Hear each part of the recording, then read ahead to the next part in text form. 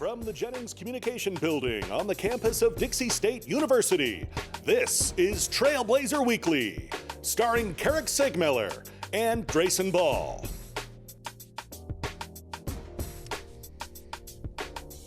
Welcome inside the CEC TV studios, inside the Jennings Communication Building on the campus of Dixie State University. It is Trailblazer Weekly, episode 2 of season 2.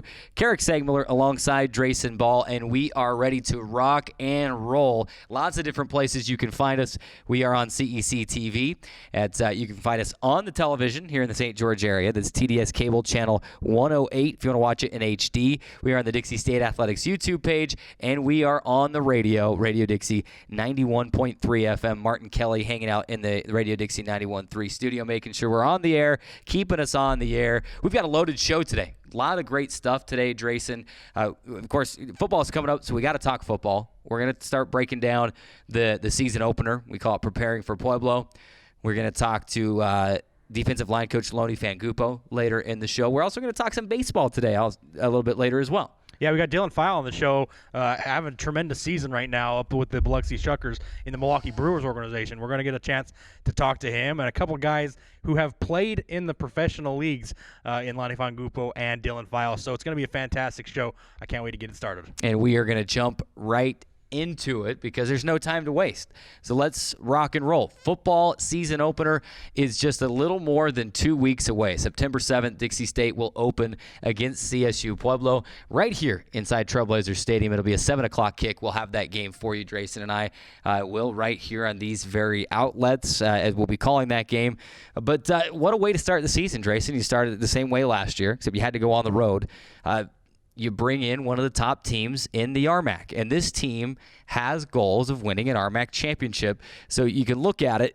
Some people want to look at it and say, oh, man, that's tough. You got to open with the preseason favorite, almost a unanimous pick, not quite unanimous, but almost unanimous pick to repeat as RMAC champions, our CSU Pueblo. But I look at it and I say like this. This team has those goals, those aspirations in Dixie State to win the RMAC championship. You're going to have to play these teams anyway. Why not bring them in week 1? I think the team is excited, and they have that game circled on its calendar week 1 against CSU Pueblo to try to make a splash and to turn some heads inside the RMAC and say, this is our last season in the conference, and we want to make some noise. Yeah, and not a better way to kind of meter yourself right off the bat into this 2019 season to see where you are, bringing in the unanimous favorite, or nearly unanimous, like you mentioned, in the RMAC. They've won 7 out of the last conference championships in the last 8 years. So really a tough opponent coming in. CSU Pueblo obviously won last season's RMAC conference championship. But like I mentioned, it's a good way to start the season to see where you are at coming into this season, because you're going to lose your quarterback from last season, a couple of guys here and there that you've lost, that you're going to be able to have a chance to say, this is what we lost and this is what we have now. Where do we stand up to the conference favorite going into this season? We talked about, a few different things from last season's game on last week's show that they can improve on, and what a way to get things started with a tough opponent coming in. You do get to play them at home, which is a little bit of a break. We mentioned on last week's episode as well. You do have a lot of your tougher opponents at home. Trailblazers were tremendous last season at home, winning all 5 of their games. So hopefully that trend continues to where they can protect home field advantage, and no better way to do it in a tough opponent coming in, CSU Pueblo. You got 6 home games this season. So if you go undefeated at home again, you're talking about a win at home over CSU Pueblo. You're talking about a win at home over Colorado Mesa, a win at home over Chadron State, not to mention the other tough opponents that are coming in as well. But that season opener inching closer day by day, and just as I said, a little over 2 weeks away. We want to start breaking it down. We're going to take each show, which is only 2 more shows now before the season opener, and look at CSU Pueblo and look at what they're bringing to the table this year. To do that, you start by looking at last year. 2018 season recap for CSU Pueblo. They go 11-2 overall, 9-1 in the Rocky Mountain Athletic Conference. They share the RMAC championship with Colorado School of Mines. By the way, we're still waiting, Pueblo, for that gift. Dixie State beat Colorado School of Mines, which in turn allowed Pueblo to share the conference title. So we're still waiting for that gift for that we should get half of an RMAC banner for that, right? No, but in all seriousness, no better way to start this season than bring Pueblo in. You mentioned Dixie State, not having the same quarterback as last year. We've lost some guys on defense, but as we'll talk to with defensive line coach Lonnie Fangupo later in the show, it's kind of drag and drop, plug and play. They've got some talented guys on the defensive line and helping replace some of those defensive linemen that graduated for Dixie State. But the CSU Pueblo team is similar. They're new quarterback. They're breaking in a new coordinator on one side of the ball. And it could be a great opportunity for Dixie State to exploit some things. And a week one matchup as well, when all Pueblo can do is go back and look at Coach Peterson's film from Snow College and kind of guess as to what he's going to do here at Dixie State as well. Yeah, I mean, you mentioned CSU Pueblo is losing their quarterback as well, Brandon Edwards, who started that game last year against Dixie State. He's a senior. He's graduated. They graduate their All-American Marche Denard at running back, who was a tremendous player last season. They do bring back an all-conference candidate in Austin Michi as a running back, and he's going to be tremendous this season. He's going to be one of the better backs in the conference. But yeah, like you mentioned, kind of a mystery for CSU Pueblo coming into this game, not really knowing much about Coach Paul Peterson's offense and what he's going to like to do. Obviously, he hasn't named a starting quarterback yet. That's going to be, one of the things. They don't really have any film on any of the quarterbacks anyway because they haven't taken a snap here at Dixie State. It's going to be one of those games where it's kind of like you mentioned, it's just drag and drop, plug and play on a few different levels, quarterback being one of them. Pueblo also lost a lot of tough guys on defense last season. They returned 7 starters, but they do lose out on linebacker Brandon Pear and cornerback Darius Williams. They were both first-team all-conference defenders last year, and defensive lineman Michael Riston, he was a second-teamer as well. So they do have a few holes on that defensive side of the football, but Dixie State is coming into this with a loaded offense, and who knows what we're going to see from Coach Paul Peterson. He mentioned last week on the show he's just going to run and gun it. So hopefully they can get out to a good start and see what they can do against this really talented Colorado school with this Colorado Pueblo team. What's he say last week? Ready to launch. Ready to launch. Coach Peterson's ready to launch. But they're very talented at running back as well. Don't forget one player that Pueblo's missing that they had last year as well, defensive lineman Deion Sizer. Is that name familiar? Sound familiar? Yeah, I was doing my prep for the show. He just got signed by the Broncos. He's in the league. At the RMAC kickoff a couple of weeks ago in Denver, we got to watch practice for a little while, and there he was. All the RMAC admins and a lot of the players were still talking to him because they remember playing him. They had his former coach and some of his teammates there from last year, and he was. I mean, he is big. You don't get to the NFL without being a superb player, and I can guarantee you Dixie State glad they don't have to go up against him. But Pueblo's always been, we talk about plug and play, they've always been a team that it's just rinse and repeat. People graduate, they go to the league or wherever they go, and then the next guy steps up, and so it's a tough task ahead for Dixie State. Let's look quickly at the series history between Dixie State and CSU Pueblo before we got to take our first break. Pueblo leading this series 3-0. And on the surface, you might look at it and say, oh, yeah, no surprise there. Pueblo is 3-0. But if you dig deeper and you look at these games, Dixie State loses the first game 24-13 in Pueblo. That would be 3 years ago in November. That's a game where right before halftime, Dixie State has a fumble, which I still will go to my grave to this day saying that the Dixie State running back was down. Elbow was down, back was down, and then the ball came out. It was allowed to continue. Pueblo ran it in for a touchdown, and that changed the whole dynamic of the game, and it's still only an 11-point game.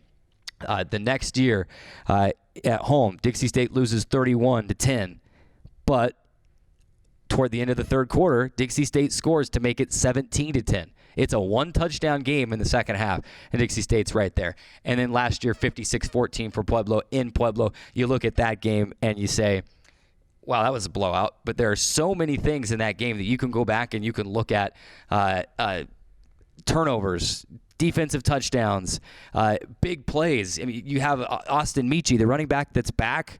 He ran for almost 200 yards last year. He only had 6 carries. Seven attempts. 7 carries. 7 attempts, 178 yards, 3 touchdowns, one of which was an 80-yard play on the first What is drive. that, like averaging 40 yards a carry there? Between the two running backs, 12 attempts, 210 yards, and 5 touchdowns. I mean, that's just unbelievable. That's something you have to be able to stop. Like you mentioned, we'll talk about that with Flani Fangupo coming up here in just a few minutes. But as far as the Trailblazers, like you mentioned, they threw 3 interceptions offensively. They got into the red zone twice in the first quarter. That resulted in a blocked field goal attempt and a missed field goal attempt. They also missed an extra point later in the game. So they gave up a lot of points offensively, and they gave a lot of points defensively in those big runs. So, CSU Pueblo, we can all agree, CSU Pueblo is good at football. Really, really good at football. But Dixie State, they're not scared. They're not backing down. They're going to put together a game plan. And I think that the Trailblazers have a good chance of competing and a good chance of coming out with a positive outcome in this game. I'm excited for it. The players are excited for it. You going out to practice, there's an energy that's palpable. We mentioned that last week. And September 7th can't get here soon enough for me. Packed Trailblazer Stadium. I want to hear it loud in that stadium. September 7th, 7 p.m. kickoff. We'll have pregame right here on these very channels about 6:45 on September 7th. We got to take a break. When we come back, we transition to the baseball diamond. It's our Tracking Trailblazers segment as former Dixie State pitcher Dylan File, who's tearing it up in AA ball right now with the Biloxi Shuckers. Dylan File will join us next on the show for Tracking Trailblazers. Back after this. Radio Dixie 91.3. We don't play that. Nope, not that. A big fat no there. That's what we play. And stuff like that. On St. George's only alternative, Radio Dixie 91.3. Oh, and from 9 till midnight, we play this. I need a one dance. And this. Radio Dixie 91.3 FM. For over a century, Dixie State University has been shaping the Trailblazers of tomorrow by providing a culture of active learning, active life. With a paradigm of real-world experience mixed with cutting-edge technologies and rich traditions, we provide one of the most affordable educations in the West, set against the most stunning backdrop on the planet.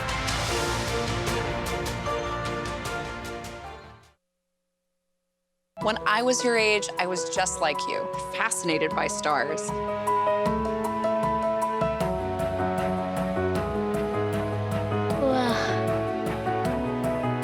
But now I get to search for life in the universe. And who knows, maybe life is looking for us too. So we're like aliens to them? Yeah. Does anyone want to be a scientist now? I do. Awesome. We need more girls in STEM. Maybe we can find aliens. Action!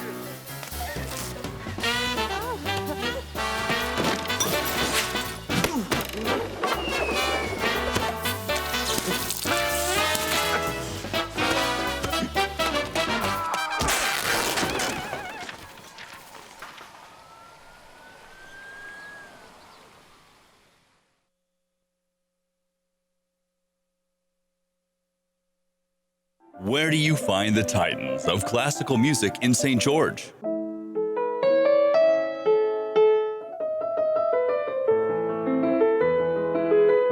Classical music on Radio St. George, 100.3 FM. Where do you find the legends of jazz?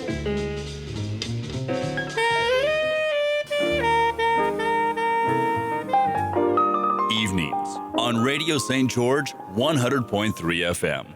Hey, Bobo, do trees tell each other stories? I'm sorry. I'm afraid I don't know that. Hey, why don't we go find out? Listen.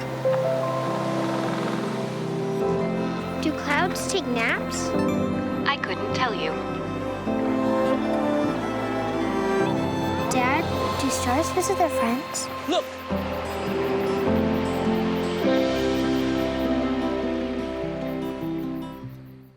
Today's show is brought to you by the Dixie State Campus Store, the official source for DSU Trailblazer clothing, providing students with textbooks, as well as educational, office, and art supplies. Located on the second floor of the Gardner Center, the Dixie State Campus Store, proud sponsor of Trailblazer Weekly. Welcome back inside the CEC TV studios. Trailblazer Weekly marches on this Wednesday afternoon, August 21st, and time for one of our favorite segments. It's the Tracking Trailblazers segment, where we go back, we talk to a former player or a former coach who has moved on and is excelling at the next level. Today, we are excited to welcome to the show former Dixie State baseball pitcher and current member of the Milwaukee Brewers, playing in Biloxi in the AA affiliate. It's Dylan File. Dylan, thanks so much for taking time out of your busy schedule. I know you guys have a game here in just a little bit. We're excited to have you on the show today. Yeah, thanks for having me. Let's just jump right into it, Dylan. Man, it's been a fun couple of years for you, and not that the college years weren't fun as well, but talk about your time in the pros so far. I mean, take us back over these last couple of years, getting that phone call, getting drafted into the Brewers organization, and then just this last summer getting promoted to AA, and the experience that's been. Yeah, so it all started with the draft. Obviously, that was my welcoming to pro ball, and that was a disaster. So my expectations were not high, but that was fun because I got to spend time with my family, and they all got to witness how that played out, and so that was an experience that I'll never forget. And then went off to Helena, Montana for a short season, and after that went to Instructs and then spring training, and spent all last year in Appleton, Wisconsin for my first full season, and that was an experience I'll never forget as well, playing 140 games. And made like 25 starts, I think, 120-something innings, so it was definitely something new for me. And then this year, being in High A, got the promotion to High A. And then in June, I got the call for AA. So it's been a ride. It's been fun. Yeah, it sounds like it's been quite the ride. Maybe feel like a roller coaster at times. What was that like? What's that been like to get those those individual calls at the High A, you said, and then specifically this last summer you get the call up to AA. You feel like maybe that hard work and that roller coaster ride of a draft finally starting to pay off, huh? Yeah. So last year I had a very shaky year. It was the definition of a roller coaster. I would start one game, and I would throw 6 or 7 innings, 1 run. Very next game, it'd be 3 innings with 6 runs. Game after that, I'd have an 8-inning shutout. Next game, I'd have a 1-inning, 10-run inning. So it was definitely a roller coaster, and it made you think a lot about baseball because you're like, man, this is not good. So, and then, the Brewers stuck with me and called me up this year to High A. And this year has really been a turnaround for me. Something clicked, and I found the strike zone with all my pitches, and, they like the path that I'm on right now. And then in June, they gave me that call and kind of confirmed to me what I was thinking, that my season has been going pretty well. And, my pitches are kind of where I want them to be right now. We're on the right track, and they sent me up here to Biloxi to AA. So, since then it's just been a lot of fun, just getting to pick these guys' minds that have been here for 8-9 years, and just the guys that have been around the game for a long time. And so, I don't know, it's been a lot of fun, man. We're chatting with Dylan File live here on Trailblazer Weekly, former DSU standout, currently with the Biloxi Shuckers and the Milwaukee Brewers organization. Round 21 overall draft pick in the 21st round, I should say. But Dylan, I mean, you said, got off to a little bit of a shaky start to your career, but you've certainly settled down, at least at your time up there at AA with the Shuckers. 12 starts for you up there, just 1 start. You allowed more than 3 runs, which is tremendous. 11 out of 12 you've allowed 3 runs or less, including 6 with just 1 run or less. So you've certainly settled down. Just talk a little bit about kind of what you've been able to find. You mentioned, being able to find the strike zone with all of your pitches. What else has it been? Maybe some instruction, maybe some better coaching up there in AA. What has it been exactly that you've been able to settle in and find there? I would say probably just paying attention, really. And I give a lot of props to Coach Fate back at Dixie for that. He taught us how to pay attention to detail, and I think that's brought me a long way.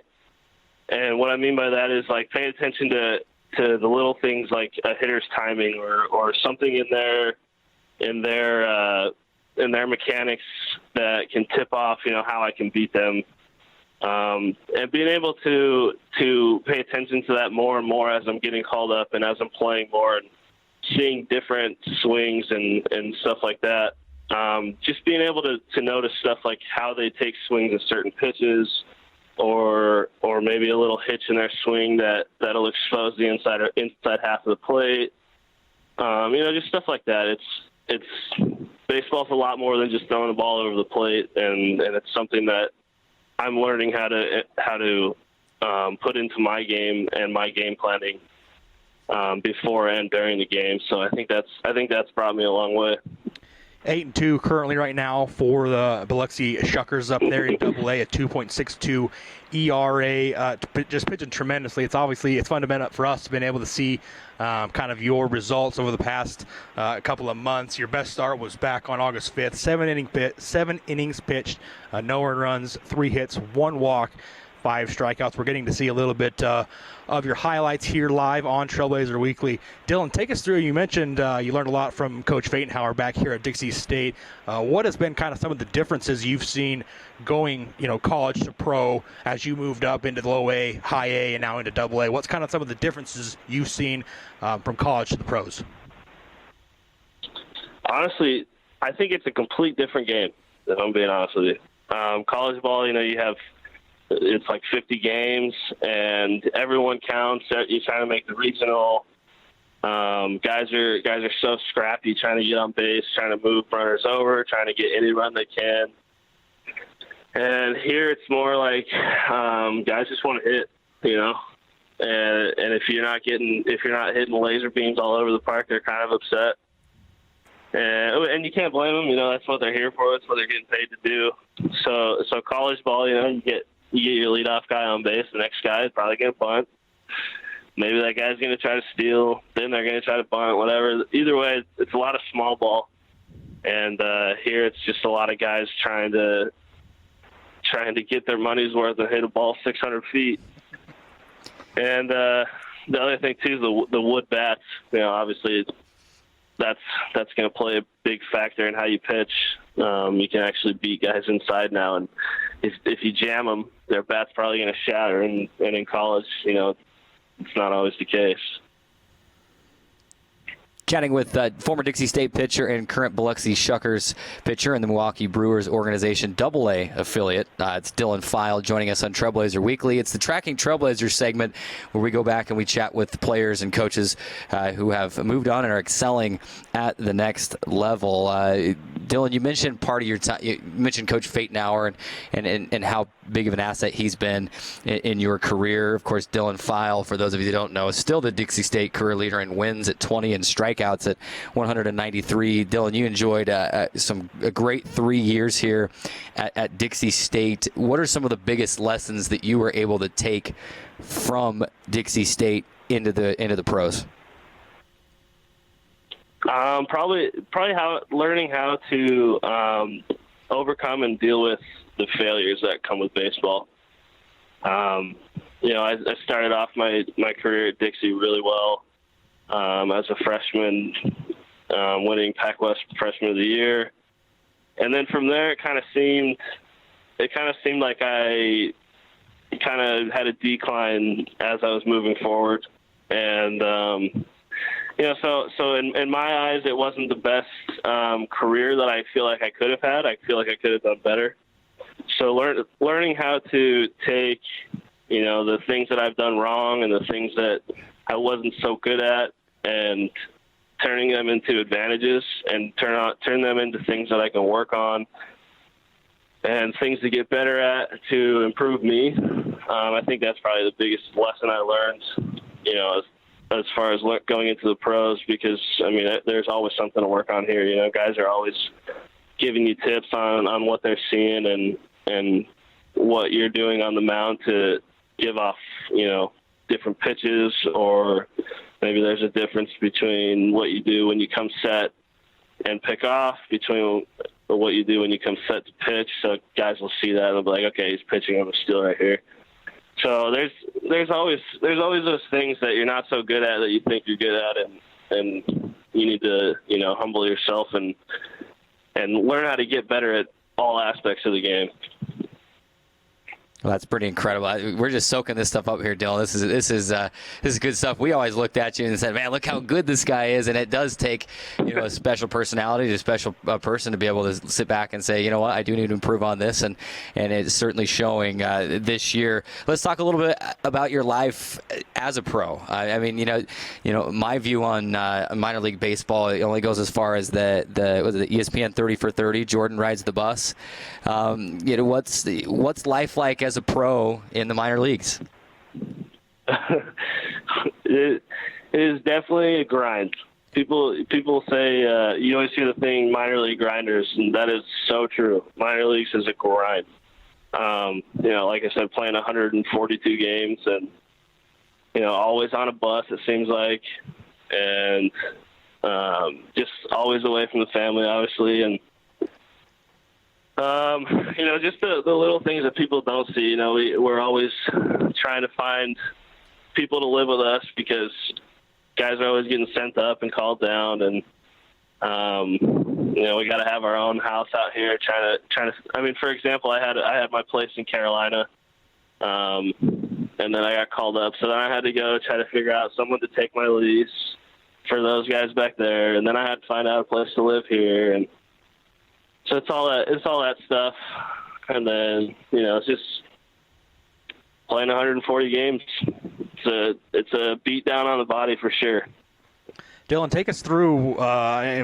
Take us through even more into your life. I want to know a little bit day in the life of Dylan File.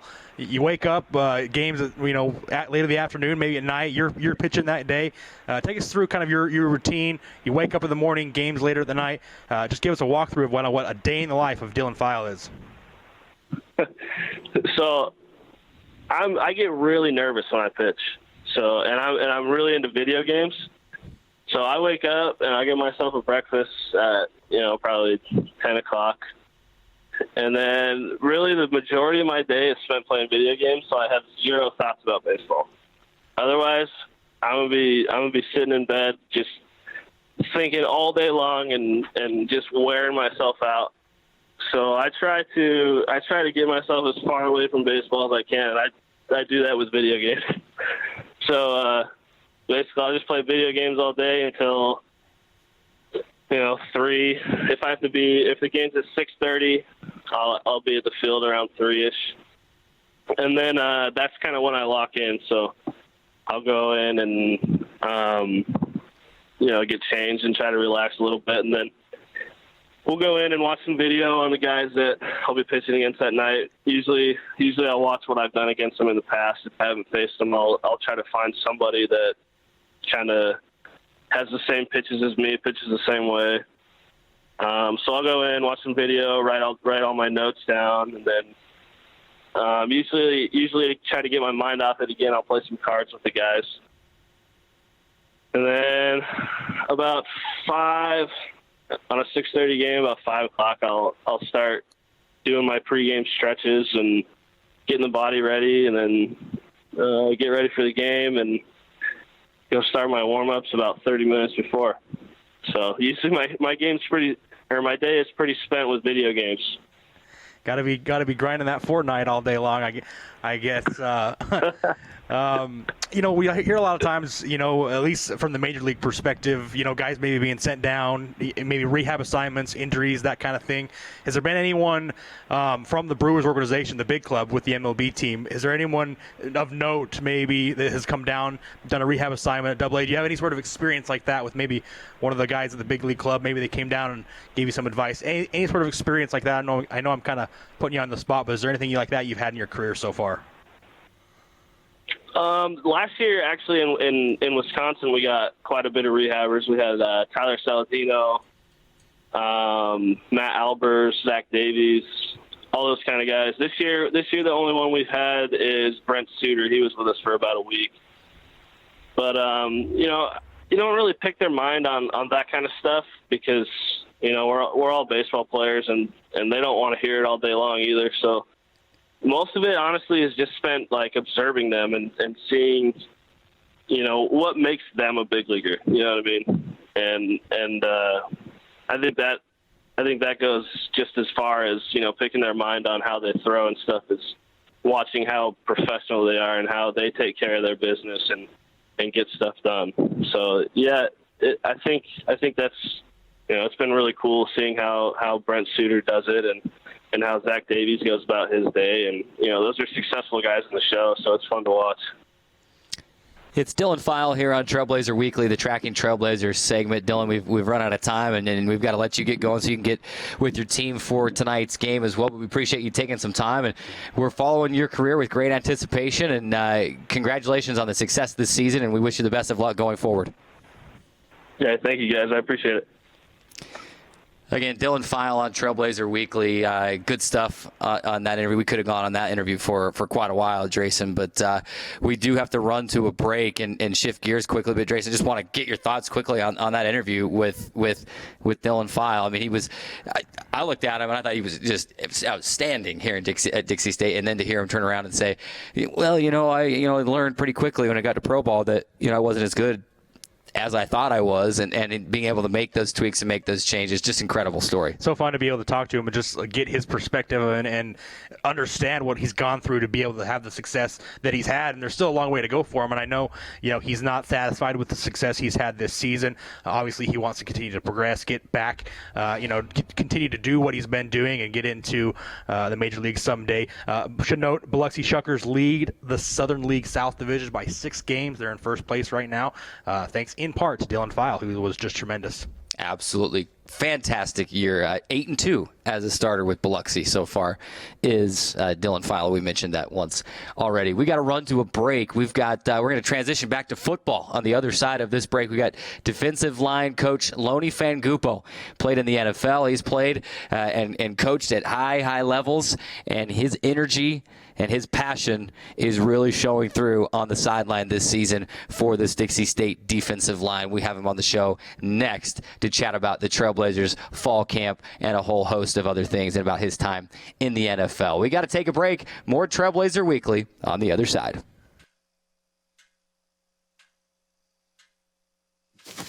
Awkward. I'm the awkward silence. You try to avoid me, then there I am again. But an awkward silence can be a great thing. Like Kelly here is about to demonstrate. You haven't really been yourself lately.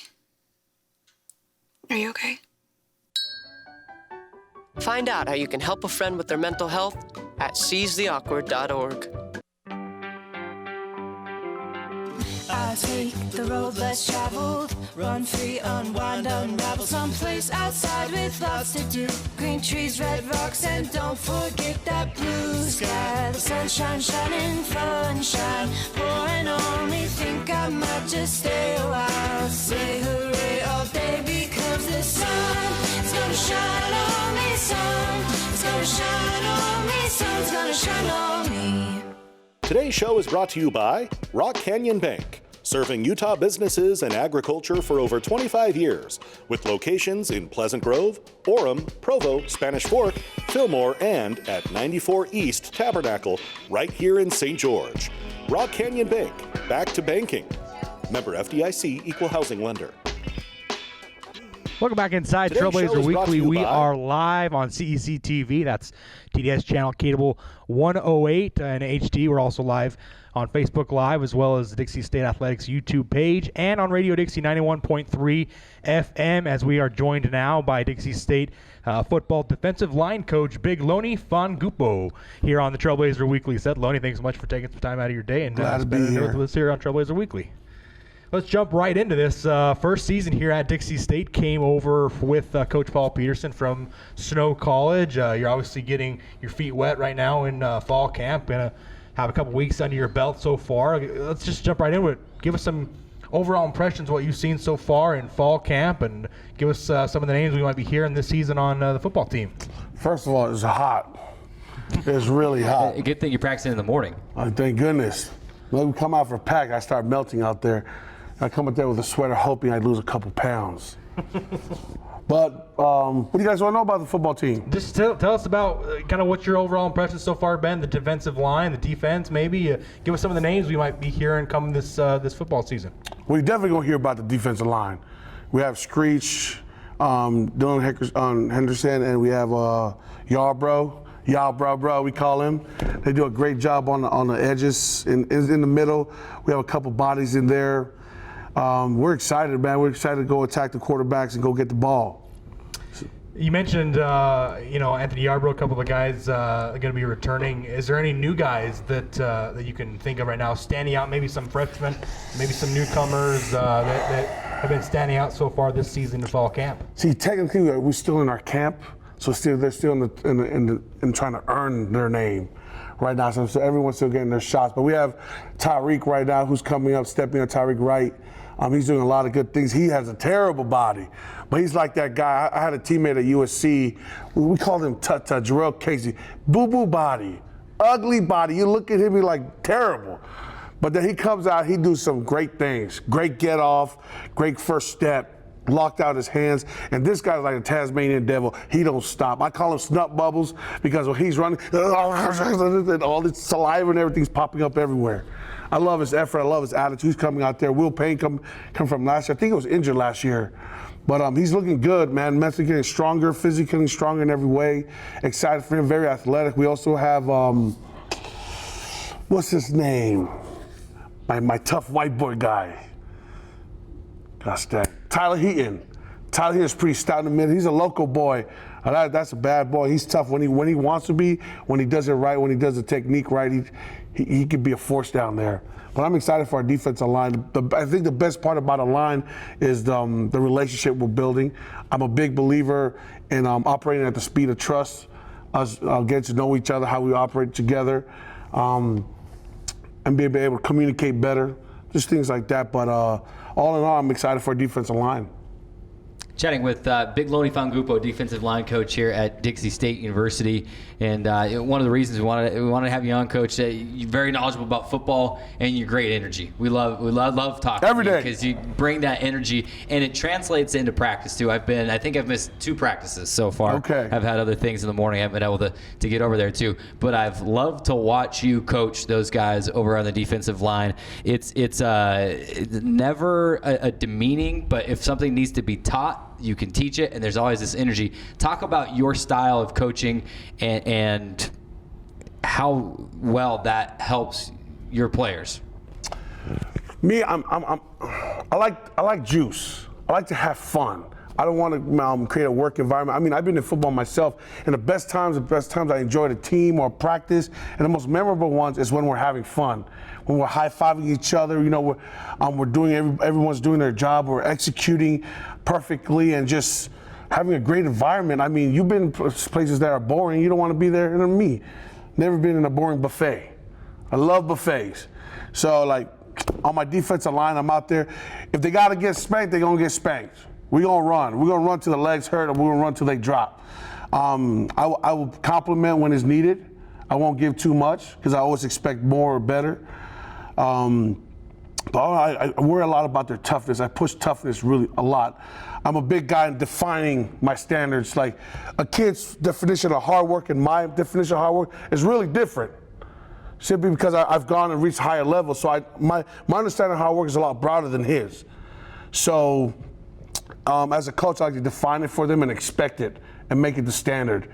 Toughness is for me, you know, it's our team, whatever they say, philosophy or whatever. For me, toughness is doing the right things in the worst circumstances. So for me in practice, I set up to a point where I destroy them in individuals. I punish their legs, their arms. I take it to a point of exhaustion where they're about to pass out. I want them to show up into a period what we call team run, team pass, team mix. I want them to show up tired. And I want to see them execute at a high level while exhausted. And in my experience, those are the ones that get paid.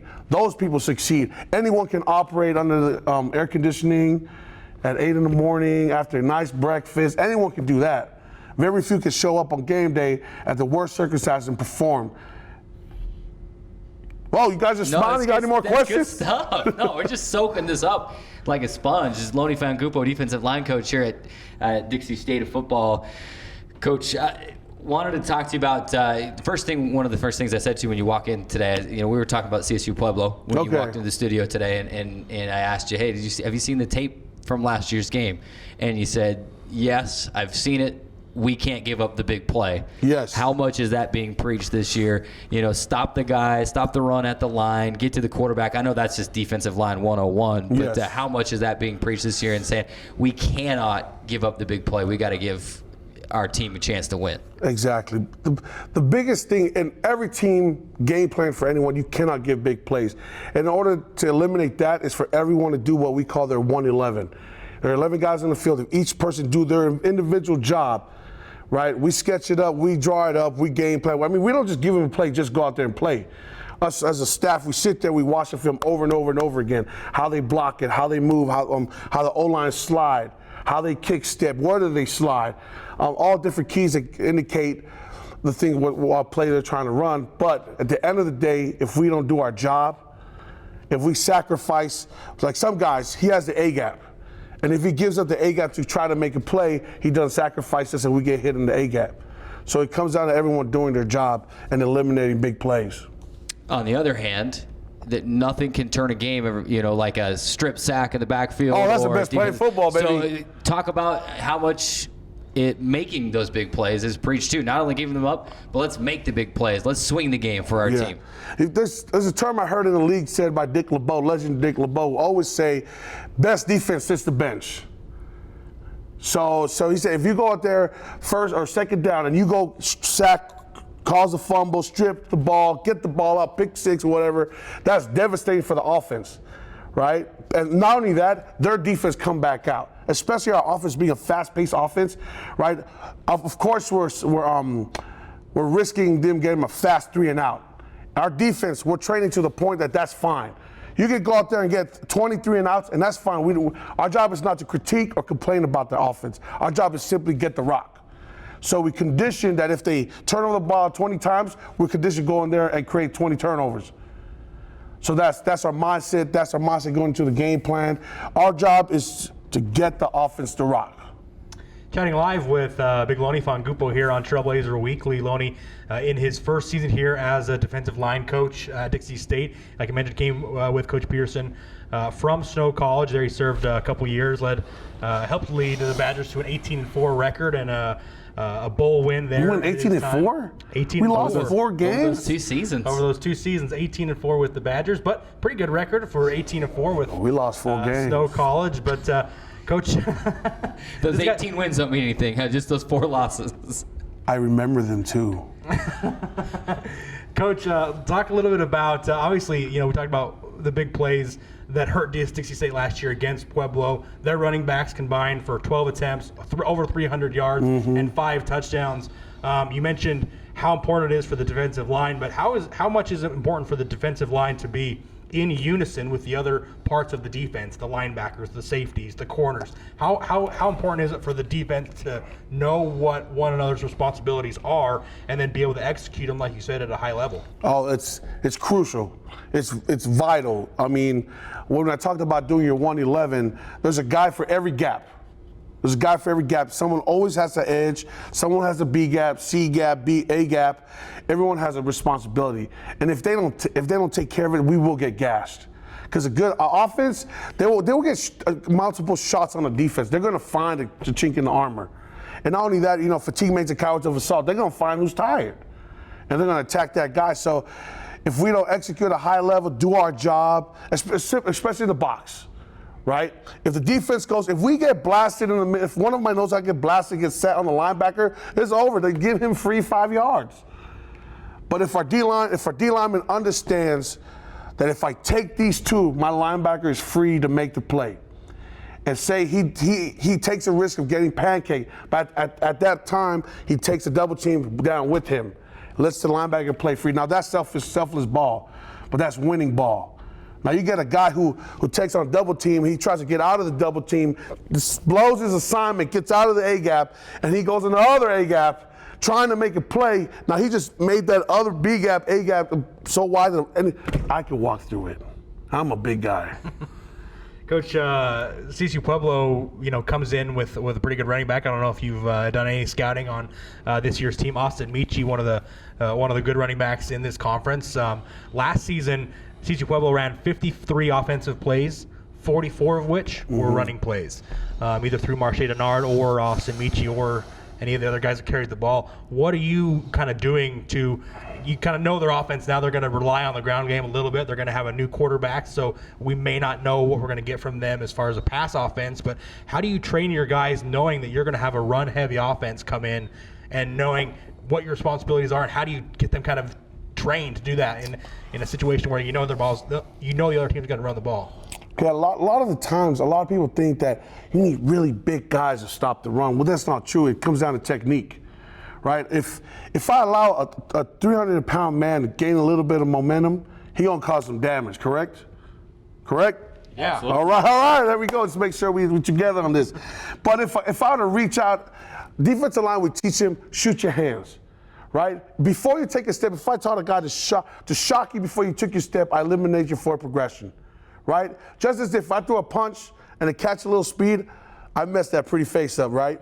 But if I were to throw this punch and you reach out and stopped it, you eliminate my forward progression and it will make it void. So that's what we're trying to do on the line, is we're trying to improve our technique. By shooting our hands, staying in a gap, being able to stay low, know when to bend the knee, just doing our job, knockback, penetration. Now I played against a lot of good backs now. I've been teammates with Marshawn Lynch. I've been some guy at Pittsburgh, I forgot his name. 26. Le'Veon Bell. Bell. He swears he can play in the league. He's not that good. But play with Tim, play against a lot of good running backs. But they will all tell you penetration kills any of their game, any of their scheme. So if we be able to get off the ball as fast as we can, get the hands on him, shock the O-lineman, drive him back, we're going to kill any run game they got.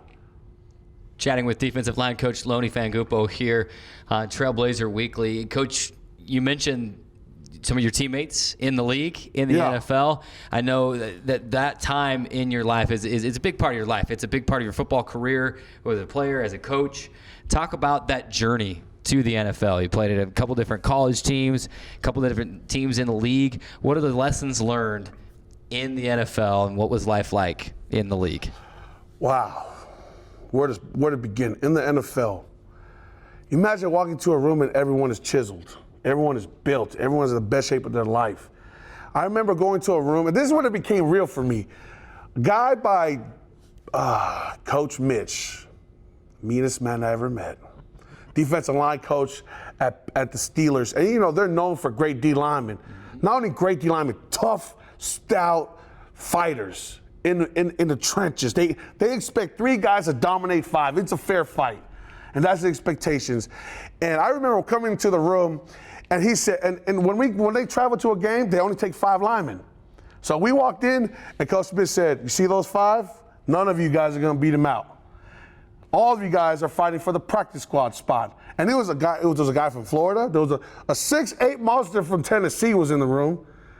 There was me. There was no pushovers in that room. But you had literally 8 guys who was told to fight for the practice squad spot.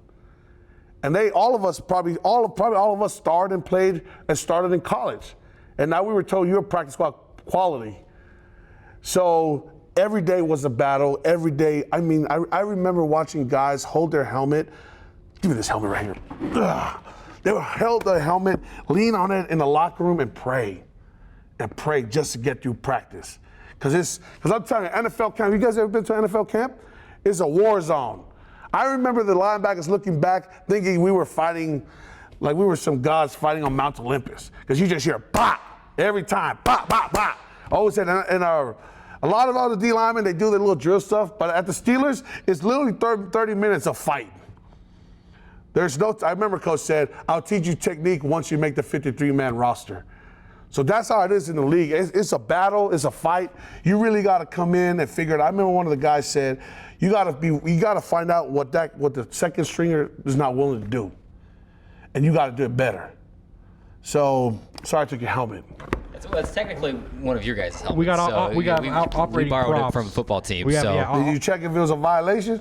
It's not a violation. All right, just making sure. we make sure it's sitting up here on the desk. It's no big deal. Big Lonnie Fangupo, defensive line coach for the Dixie State Trailblazers. We got to run to break, but quickly I want to ask you.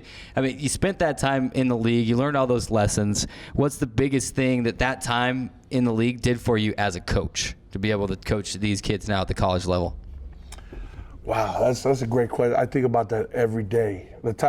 It actually molded the type of coach. I've always knew when I was in college in the league, I always wanted to know that I wanted to coach. I always knew that.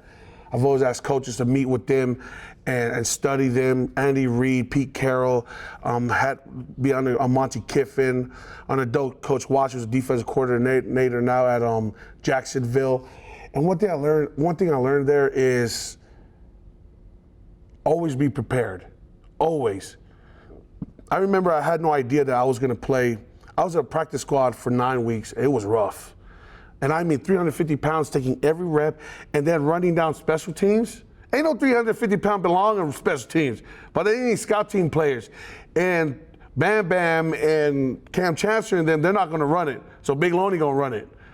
And finally getting called in and asked to play against the 49ers with Kaepernick and them were there. That was a great game. That was a fun game. That was a great game.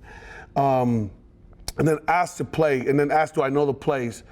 And literally, they questioned me if I knew the plays, and that depended if they were going to sign me or not.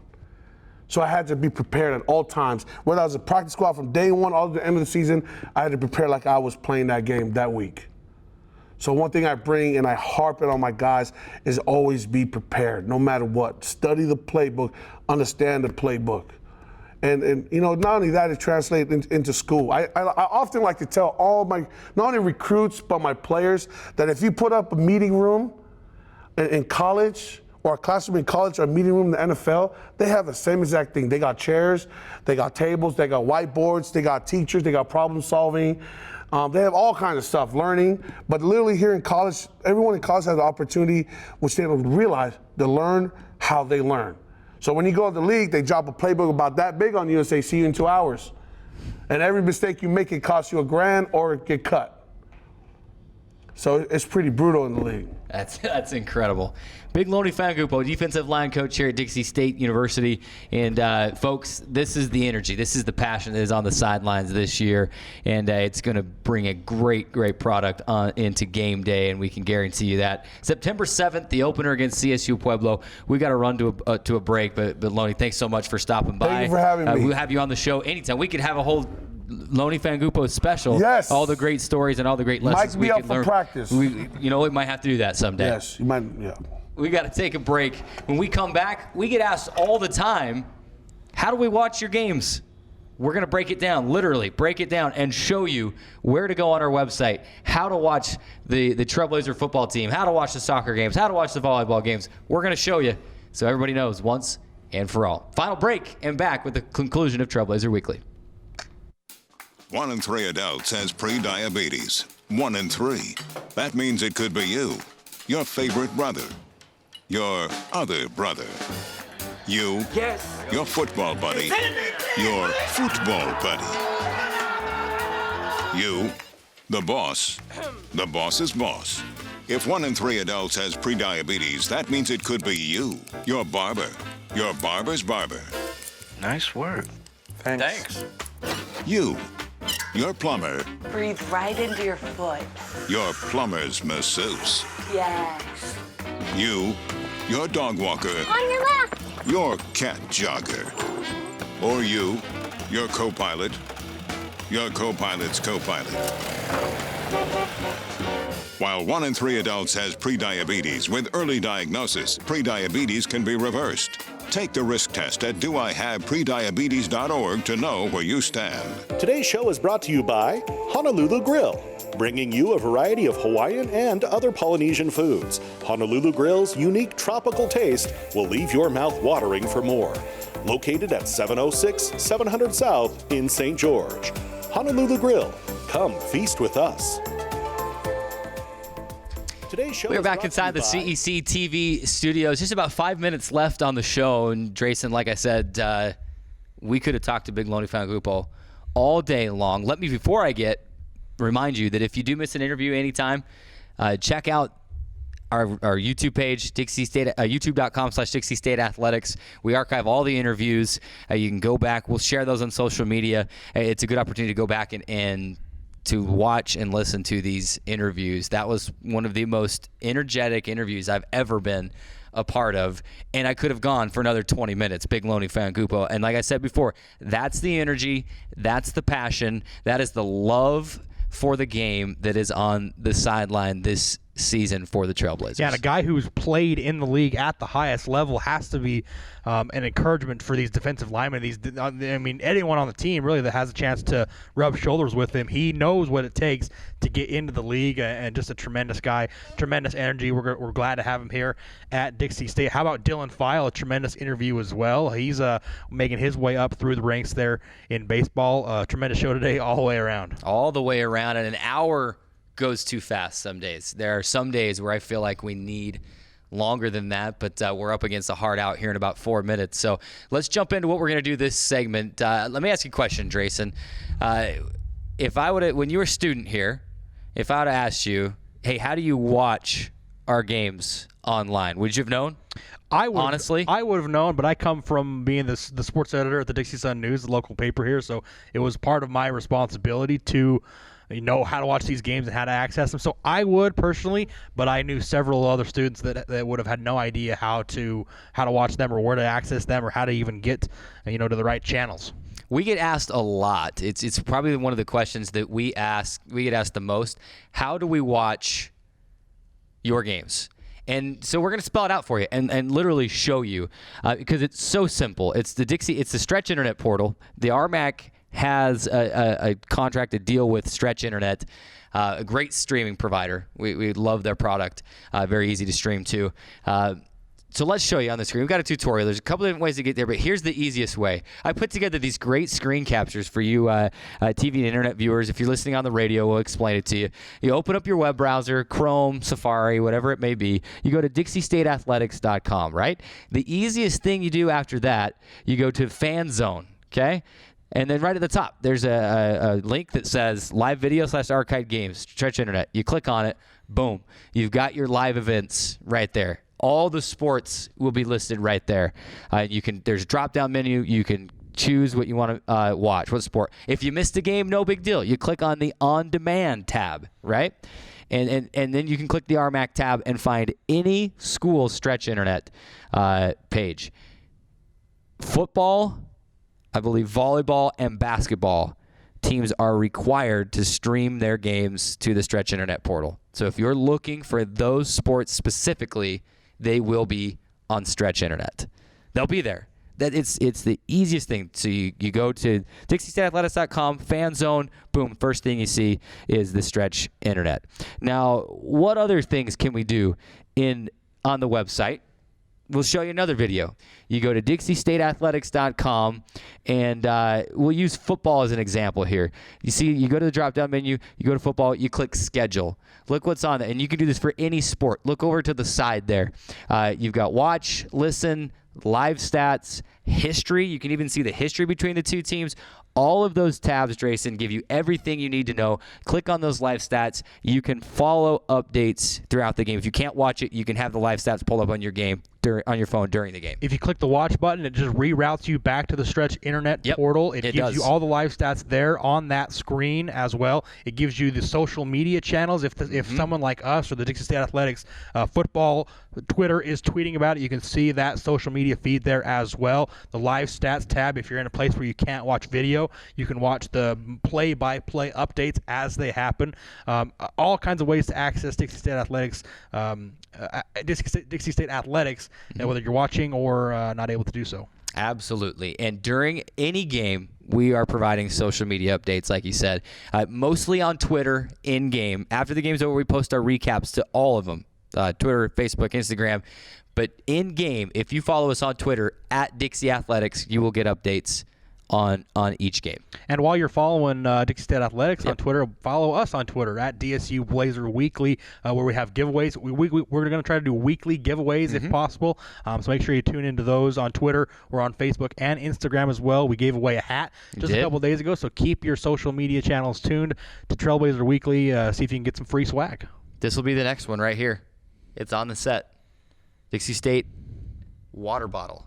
So we got all sorts of stuff from the campus store. Big thanks to the DSU campus store, to Rock Canyon Bank, and to Honolulu Grill, our great sponsors here on Trailblazer Weekly this year. Big thanks to everyone here at CEC TV. Big thanks to Martin Kelly and the Radio Dixie 91.3 FM studio. Our time is out for today. For Drayson Ball, I'm Carrick Segmiller. We'll catch you next week on Trailblazer Weekly. Go Trailblazers.